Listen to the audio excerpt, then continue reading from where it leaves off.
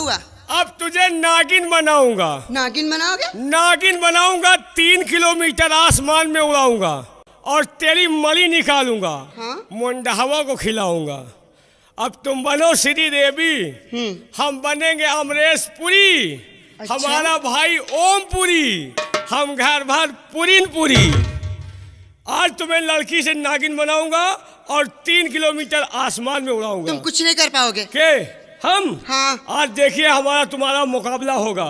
ठीक है। तुम बनोगी सपेरन और मैं बनूंगा सपेरा। ठीक है, आ जाइए।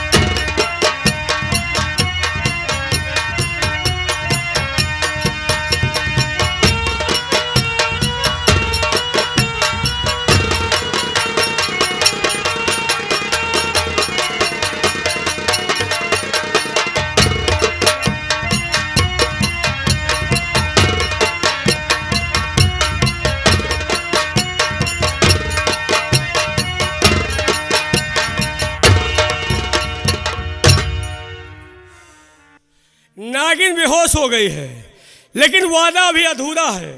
मैंने वादा किया है कि नागिन को बेहोश करेंगे और 3 किलोमीटर आसमान में उड़ाऊंगा और इसकी मरी निकालूंगा। तो दोस्तों, वादा अभी अधूरा है। देखिए साहब, किसी भी काम करने के लिए पर्दे की जरूरत होती है। मैं इस लड़की को पर्दे के अंदर बंद करूंगा और उसके बाद नागिन बनाऊंगा और आपके सामने पेश करूंगा। दोस्तों, भूलिएगा नहीं, ये प्रोग्राम आप शहर और विदेशों में अगर प्राप्त करना चाहते हैं तो हमारे सर्वश्री माननीय गंगा कैसेट के माध्यम से इस प्रोग्राम को देख रहे हैं और इनके ही द्वारा आप लोग इस कैसेट को प्राप्त भी कर सकते हैं। तो देखिए लड़की को नागिन कैसे बनाते हैं।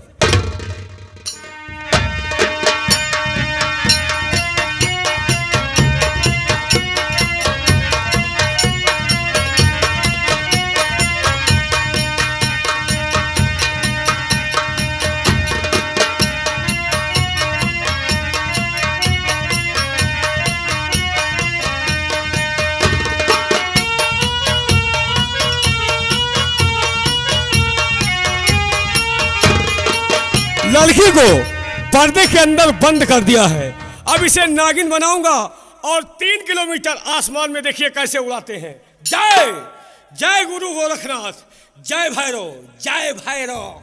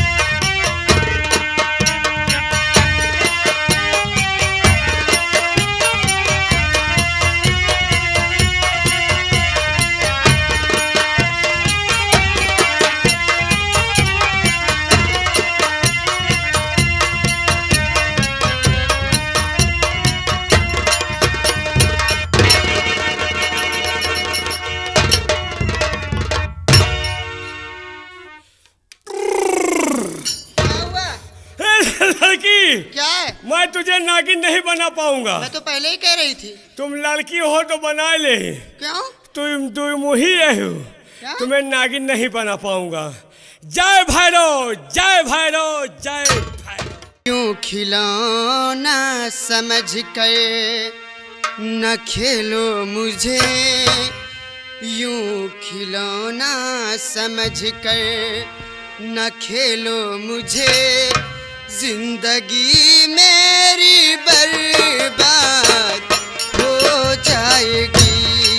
हो न समझ कर न खेलो मुझे, जिंदगी मेरी बर्बाद हो जाएगी। हो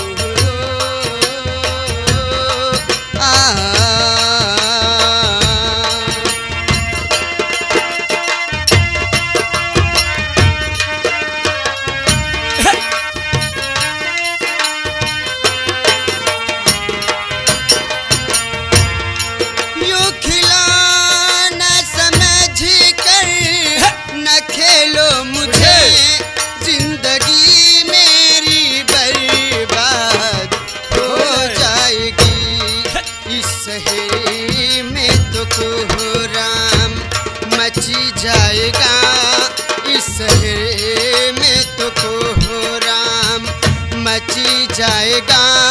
मौत लेने को खुद मौत घर आएगी।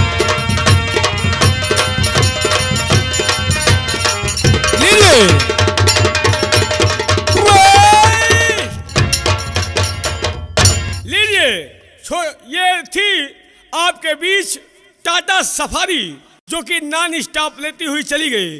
अब आपके बीच बहुत जल्द आ रही है गंगा गोमती। गंगा कैसेट के माध्यम से आप लोग प्रोग्राम देख रहे हैं जो कि हर कोने हर जगह धूम मचाया है। और आज हमारे भाई साहब के द्वारा आप लोगों के बीच धुआंधार प्रोग्राम आपके बीच आ रही है गंगा